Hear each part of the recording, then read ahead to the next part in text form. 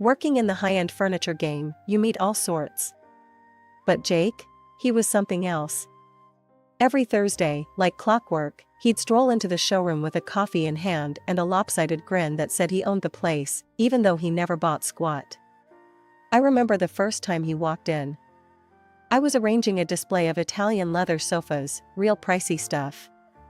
He sauntered over, his eyes scanning the price tags, but not in the way most folks do. "Hey there," he started, leaning too close to a lamp that cost more than most people's rent. "What's the story with this one? Looks comfy enough to sleep on forever." I smirked, stepping in before he could test that theory. "It's handcrafted. Top of the line. But yeah, definitely not for napping." Jake chuckled, running a hand through his messy hair. "Guess I'll have to keep my shoes off then." We chatted, mostly him asking about the furniture, me trying to gauge if he was serious about buying anything. Turns out, he wasn't. That first day, he left with a wave and a "see you around." One slow afternoon, he dropped by with that same casual swagger. The store was dead, which meant I couldn't avoid a longer convo. "So, Elsie, right? You ever get tired of talking about couches and tables all day?" I leaned against the counter, crossing my arms. "It pays the bills. Besides, it's not so bad." "What's your deal anyway? You come in here all the time, but never buy anything. Are you in the biz, or just like messing with me?" Jake's laugh was a full-bodied sound that filled the room. "Nah, I'm not messing with you. Just like the vibe here, I guess. Plus, you're kinda fun to talk to." That day, he stayed longer than usual. We talked about everything, music, movies, you name it. He had an opinion on everything and a story to match. When he finally left, he turned at the door. "Hey, Elsie? You wanna grab coffee sometime? Outside of these expensive walls?" I hesitated. This was new territory. "Sure, why not? But if you're planning to run a tab there too, I'm bringing a calculator." "Deal," he said with a laugh, and then he was gone. Coffee with Jake became our thing. Every time we met, he'd pick a spot as eclectic as the furniture he never bought. Each cup of coffee felt like a continuation of a conversation that never really ended. It flowed from furniture to life plans, from jokes to personal dreams. A year flew by since Jake and I started dating. He had this knack for making ordinary days feel like little adventures. It wasn't just coffee dates anymore. We had road trips, late-night movie marathons, and lazy Sundays spent wandering through flea markets. He seemed genuine, you know? Like a real stand-up guy. Then, out of the blue, during a picnic in the city park, nothing fancy, just us and some takeaway sandwiches, Jake got down on one knee. I almost choked on my soda. "Elsie, will you marry me?" he asked, holding up a ring that caught the sunlight just right. I laughed, half because I was nervous, and half because it felt so right. "Are you serious right now?" "Dead serious. I want all my tomorrows to start with you." His eyes were all hopeful, like a kid waiting to see if he'd won the top prize at a carnival game. I didn't need to think about it. Yes, Jake. Of course, yes. The next thing was meeting his folks. Jake had mentioned them, but we hadn't spent time together, and from what he said, they were a bit uptight.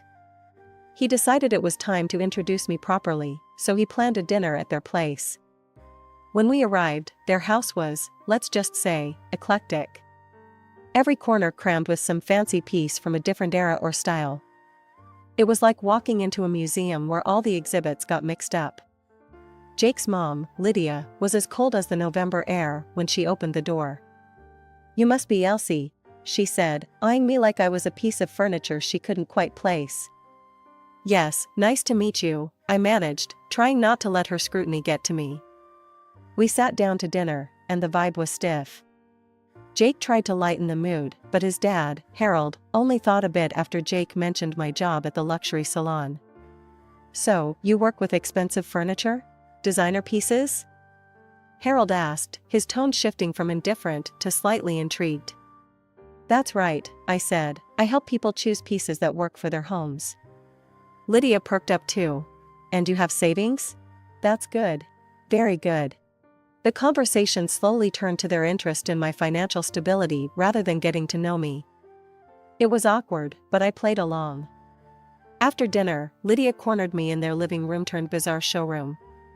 "Elsie, dear, could you suggest something for this room? It feels a bit cluttered," she said, waving a dismissive hand around. I looked around, biting my tongue to avoid saying it looked like a yard sale gone mad. Instead, I put on my professional smile. "Well, you might consider streamlining the styles. Maybe pick a theme or a period you like and build around that. There are some great, affordable alternatives to these high-end pieces that can give you a cohesive look without breaking the bank." Lydia's nose wrinkled. "I don't want alternatives. I want the real deal, the stuff you sell in your store. I just thought, with your discount or whatever, you could help us out." The way she said it, like I owed them something, irked me. But Jake was watching us, a hopeful look in his eyes, like he wanted this to go well. "I'll see what I can do," I said finally, even though I knew I'd be careful about any help I offered. Wedding talks with Jake and his parents were like walking into a hurricane and trying to stop the wind. His folks had their hearts set on a blowout bash. But here's the kicker. Lydia, with her taste for the finer things, dropped this gem during dinner one night. "Women always dream of big weddings, so they should foot the bill, right?" Her smirk told me she wasn't just throwing ideas around. She meant it. I nearly choked on my water. "Well, Lydia, this woman dreams of a simple wedding. We're not breaking the bank or my sanity over one day." Jake, caught in the crossfire, gave me that look, the "please go easy on my mom" look. But nah, not this time. "Elsie's right," he finally said, though his voice had the weight of a man walking to the gallows. "We'll keep it simple." The wedding day came, and true to my word, it was simple, beautiful, but understated. Jake's parents plastered on their best sour grapes faces throughout the ceremony. I caught Lydia muttering to a relative, "You'd think a girl who sells fancy furniture could put on a better show." I let it slide. The day was about us, not them. I was floating, my heart full, as I said I do, to a modest gathering of our closest friends and family in the little garden behind our favorite cafe. Post-wedding life kicked off with Jake suggesting we rent a large apartment.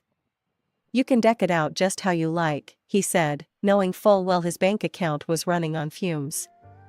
"I'll pitch in when things pick up for me." So, I signed a lease for a chic place that cost a pretty penny, $2,500 a month.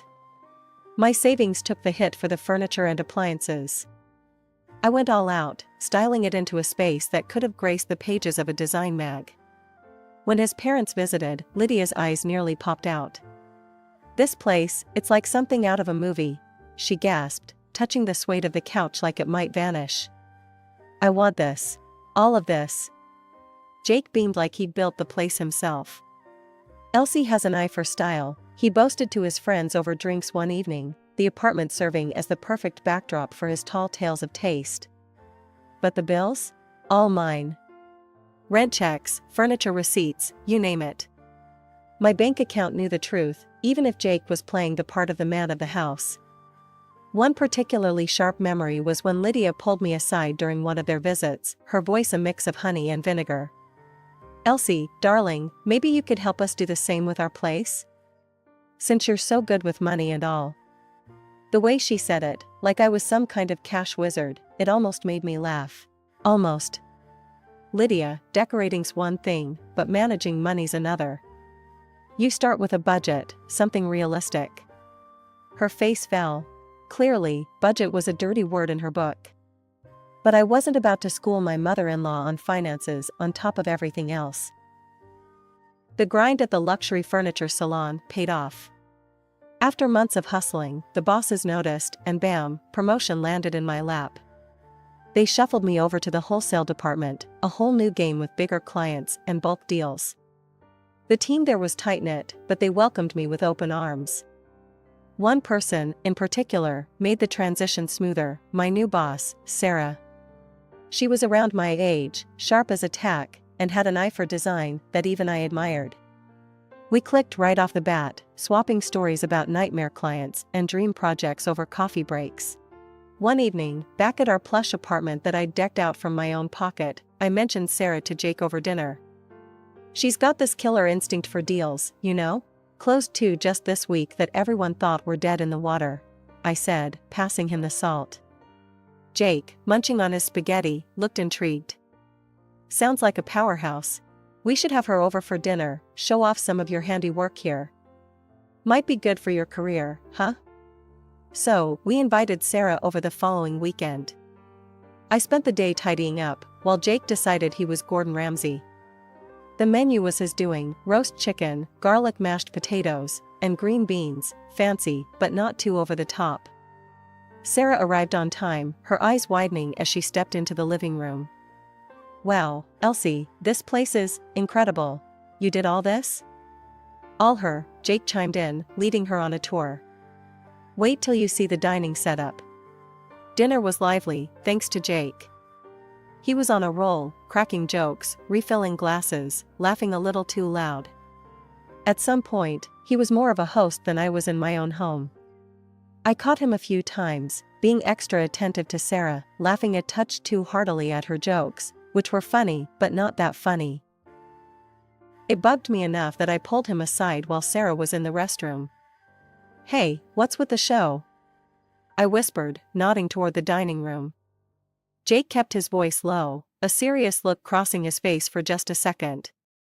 I am trying to impress her. For you. Maybe she'll speed up another promotion or something. I frowned. I don't need you to charm my boss for a promotion, Jake. I can handle my career. When Sarah came back, we rounded off the evening with dessert, chocolate cake, Sarah's favorite, as I'd mentioned to Jake. He listened, at least when it suited his plans. After Sarah left, praising the meal and the company, Jake slumped on the couch, grinning like he'd won a prize. See? Told you it'd go great. I sat beside him, not quite sharing the sentiment. It was nice, but don't do that again. I don't need a show, just be normal next time. Jake just waved a hand, dismissing my concerns as he turned on the TV. You worry too much. It was fine. But it wasn't fine, not really. His act felt off, like he was playing a part. Since the promotion, my paycheck had grown nicely, which, naturally, led Jake to find new ways to spend it. First up, his wardrobe. Babe, I can't keep wearing these old suits. If you want me to be promoted too, I gotta look the part, he'd argued one evening, thumbing through a catalog of designer suits that cost more than our rent. Fine, we'll update your closet. But keep it sensible, okay? I conceded, figuring if it boosted his confidence, it might help him in his own career.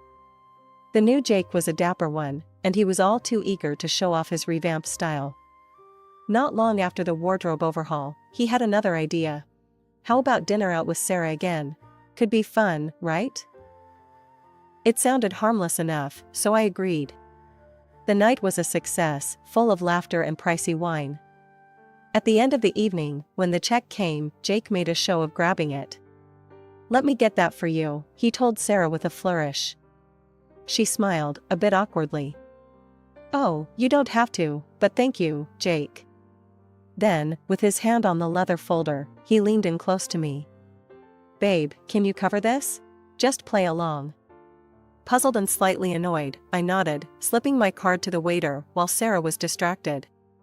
Jake was beaming like he'd just closed a major deal, and I couldn't help but feel like I was being played in my own life. This pattern didn't stop.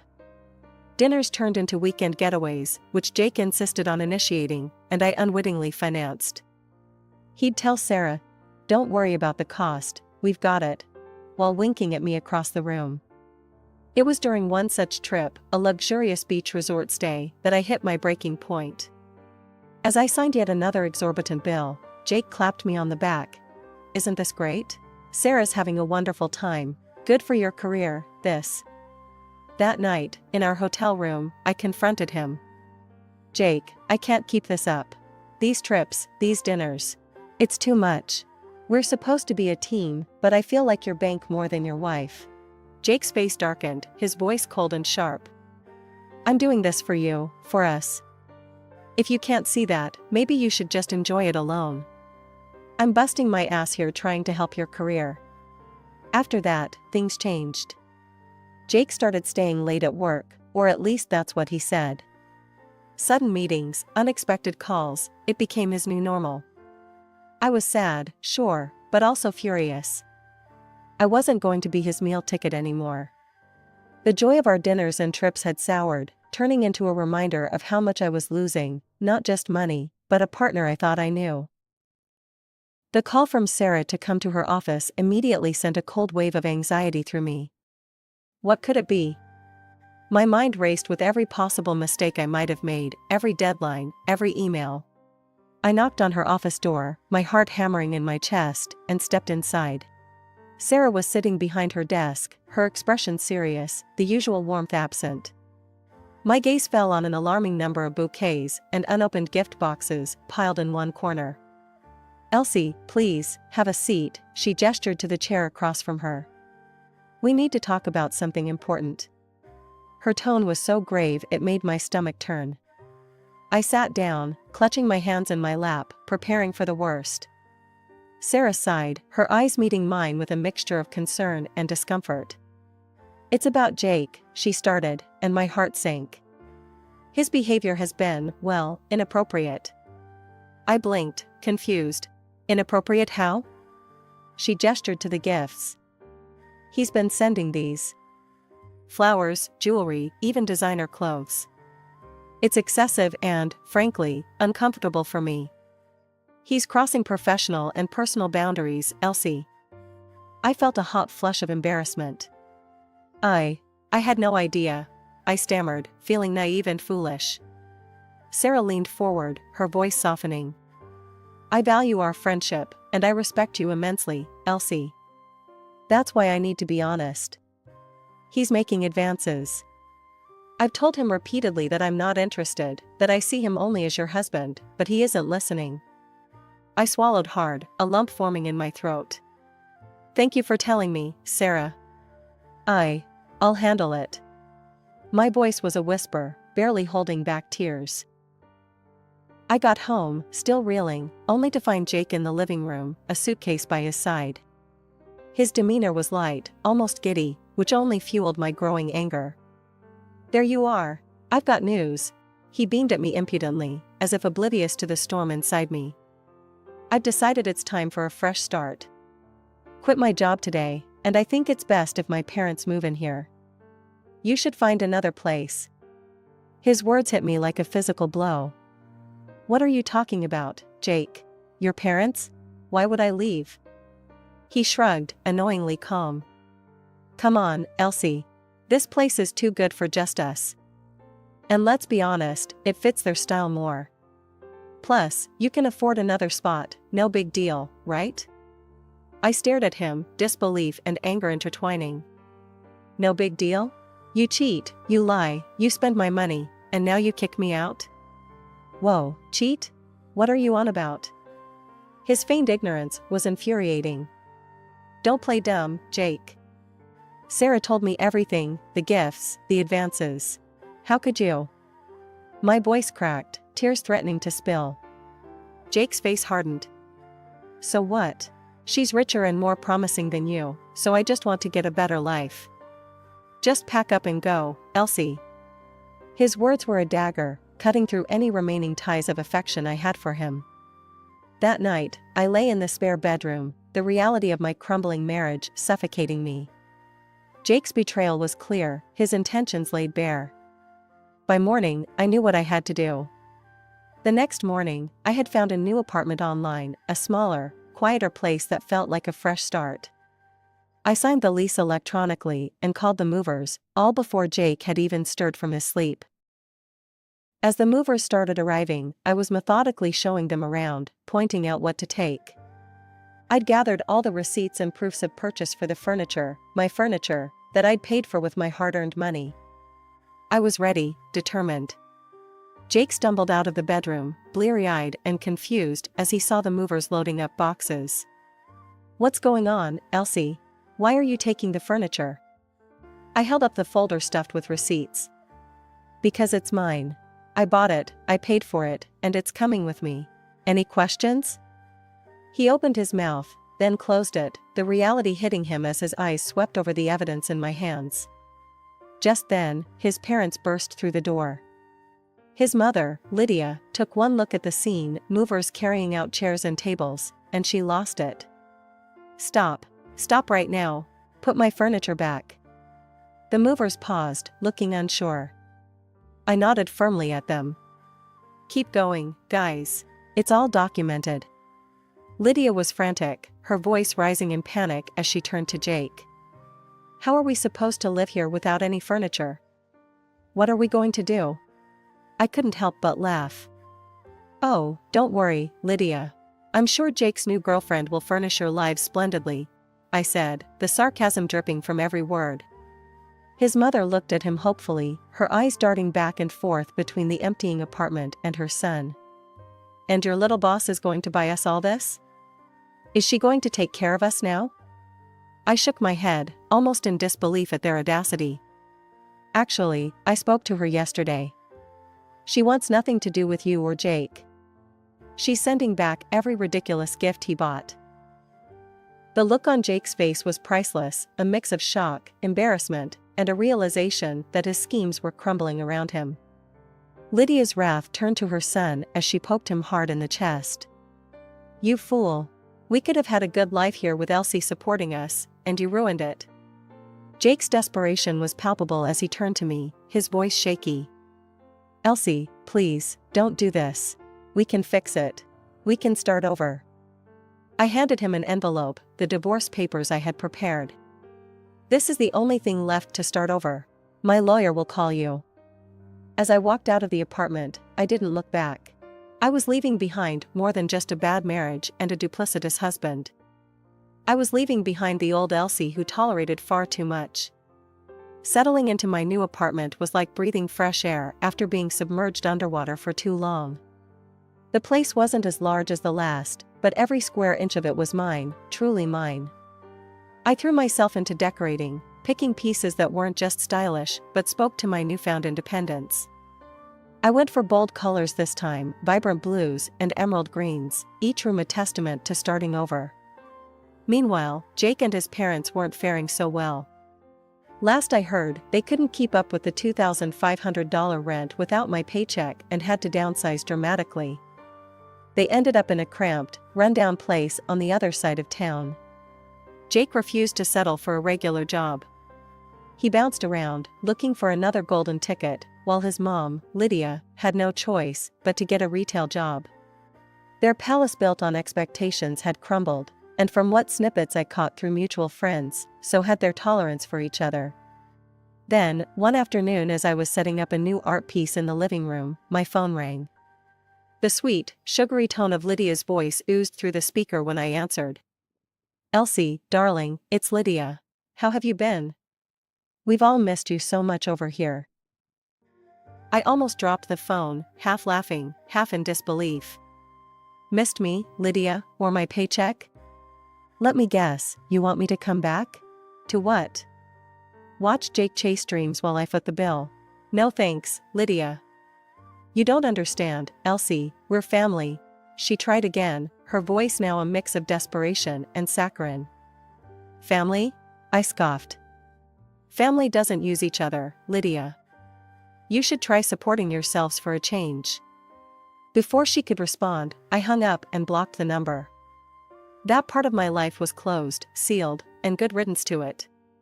In contrast to the chaos that was my past life, my career was flourishing.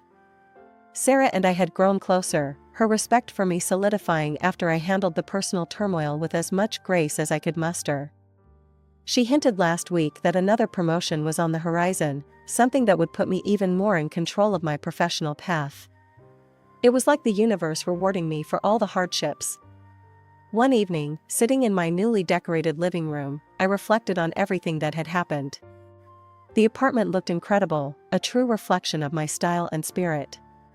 I had new friends coming over that night, colleagues who appreciated me for my skills and company, not for what my bank account could do for them. The doorbell rang, pulling me from my thoughts.